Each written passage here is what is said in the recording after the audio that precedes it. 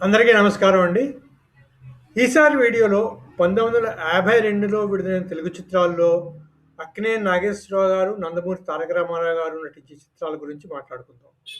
1952లో మొత్తం 24 తెలుగు చిత్రాలు విడుదలయ్యాయండి.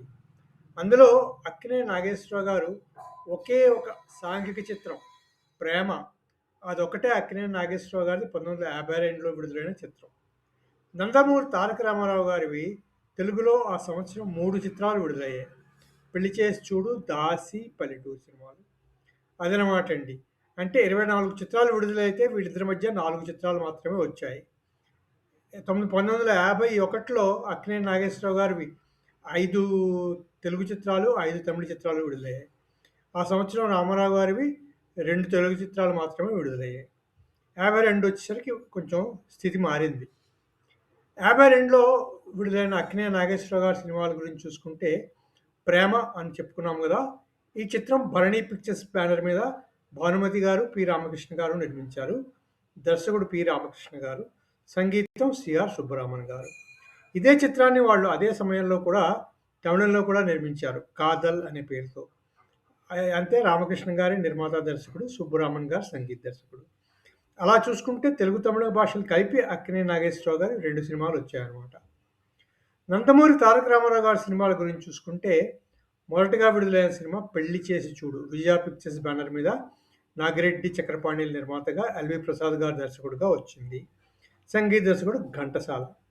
ఇదే చిత్రాన్ని వారు తమిళంలో కూడా అదే సమయంలో తీశారు. 'కళ్యాణం పన్నిపార్' విజయ పిక్చర్స్ బ్యానరే, నాగిరెడ్డి చక్రపాణి గారు, ఎల్వి ప్రసాద్ గారే దర్శకుడు, ఘంటసాల గారు సంగీత దర్శకత్వం. ఆ తర్వాత వచ్చిన తెలుగు చిత్రం 'దాసి' రాజ్యం పిక్చర్స్ బ్యానర్ మీద లక్ష్మీరాజ్యం గారు నిర్మించారు ఈ చిత్రాన్ని. సివి రంగనాథ్ దాస్ గారు దర్శకుడు, ఎల్వి ప్రసాద్ గారు దర్శకత్వ పర్యవేక్షణ.